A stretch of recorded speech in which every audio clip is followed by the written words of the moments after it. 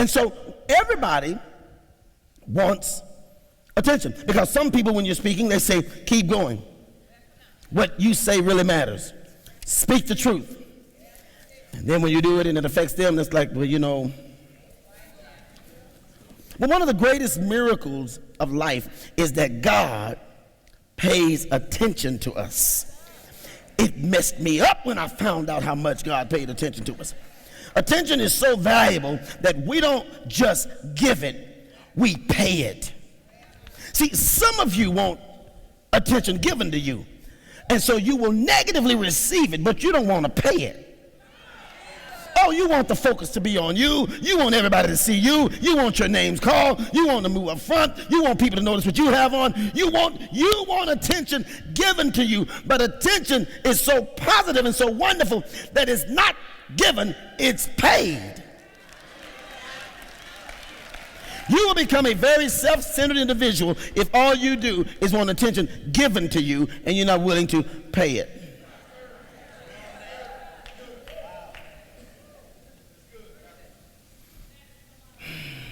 It's like money. And like money, it generally flows to those who have status. Attention does. Money does. And the more important you are, the more people will pay attention to what you say and what you do. That's why we network. That's why we try to build up our status. That's why we try to get connected with people who can help us to gain a lot more respect by our status, because the more you tend to have, the more attention is paid to you. You can be what people consider nobody and get hit by a car, and people will pass by and say, bless his heart. But if anybody knows you and you get hit by a car, there will be more traffic stopped to find out if you're going to survive because of who you are. John, here this morning, tells this story of a man who certainly had no riches. He's a poor man, and no one paid attention to him. Do this real quick. Take your elbow. Say, I think I know where he's going. Okay, like that. Okay, I'm just trying to see if you're paying attention. Make sure people are hearing you. So here he is. Now, I tried to explain to you now. This message is a message we've heard for years, but watch God this morning. This morning, here is a man who is not rich, not wealthy, and people did not pay attention to him. He has spent his entire life being ignored. He was simply not worth noticing. He was blind, and he was a beggar, a blind beggar, a blind beggar. Some of you, to get where you have to go to work, you'll notice these people on the street corners sometimes who will have signs on them. I've noticed for years different people sign, we'll work for food, et cetera, et cetera, et cetera. And so sometimes when you're sitting there at the red light, you ever notice when they come up to your car, what do? You look straight ahead. You have never in your life looked straight ahead in your car. You sure don't look to your left if you're driving, because he's right there. He's right there. And you look straight ahead. You ease up almost, you're so close up on the next car, your sensor goes off.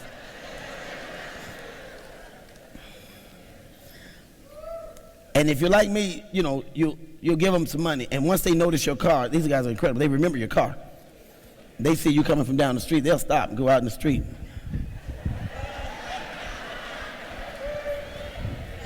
So sometimes you'll give them $1 just to get them away from the window.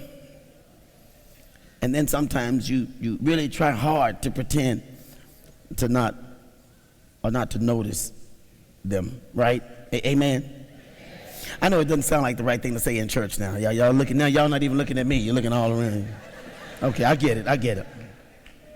But that's the life that this man lived that John is writing about this morning. And I'm just trying to give you some basics, because all we need this morning is just the basic to blend it in right quick. And so people would try, when they passed by this man on the road, they would try to look the other way, and he would try to do something to catch their attention, and he was used to being ignored. It's what he did for a living. He was just another face in a crowd. Is it simple enough? Can you drink this? See how easy? We're not crunching, we're not breaking it, we're not peeling skin, we just. You get it? Okay. So he's just another face in the crowd. Some of you, when you come to church, you're that man. You don't do anything to draw any attention to yourself. And sometimes at some point you're just totally ignored because you really have not really done anything that anybody can see as significant. But the very words in this story that I've wrestled with, and I tried, okay, God, you got to be going somewhere else with this. But the very words that I've tried to deal with this week that have really just kind of bothered my whole week starts the story off. And it just says, as he walked along, Jesus saw. That messed me up because we're so ready to get into the story, we forget what kicks it off. Jesus saw. See, you got to remember, normally people saw Jesus. And that's what kicked the whole thing in. People heard about Jesus. This man didn't say anything, didn't do anything. He was just being himself. Let me talk to you about you for a minute. More attention will be given to you if you just.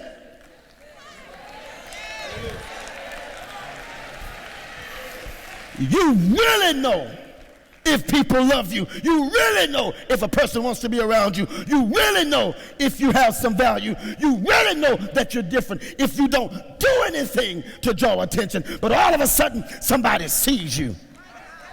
Jesus saw him.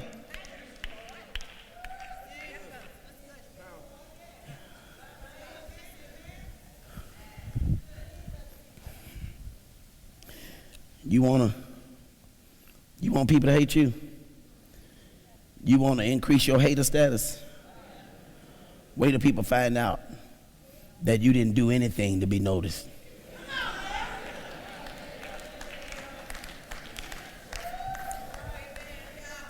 Y'all gonna miss the juice?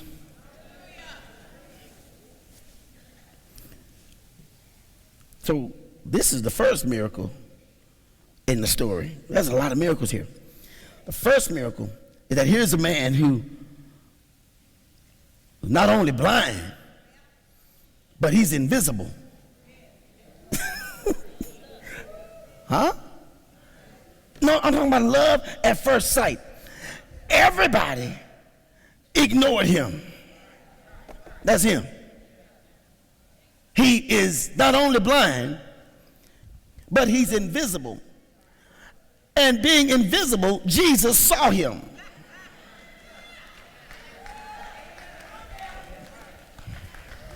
See, because if he had been visible, somebody may have said to Jesus, notice this man.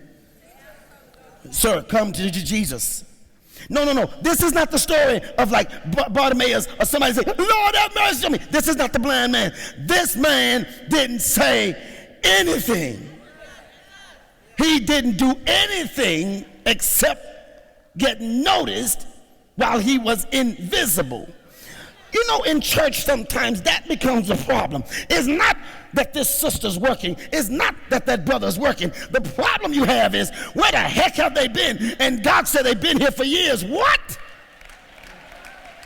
How can this person be up front now?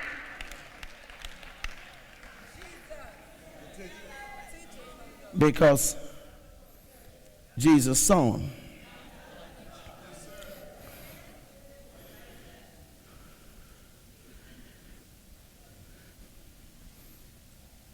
So that's the first miracle. Jesus had places to go. He had things to do.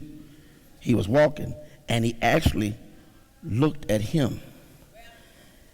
Jesus saw the hurt, disappointed, discouraged life of this man. And Jesus saw the hopelessness of his life. Jesus saw that this man lived in an endless night that would never be done. The sun would never shine. because he's blind. I'm talking to you, sir. I know you're sitting in here. You slid in church this morning trying to be ignored again, but Jesus told me to tell you, I see you. I'm talking to you, ma'am. You've done all kinds of things to try your best to act like you incognito. But Jesus said, I see you. I know your days are dark. I know you think the sun won't shine again. But I have you sitting in IBOC this morning, and I told my man to make it as simple as broccoli coming through a straw. I see you. And I loved you when I first saw you.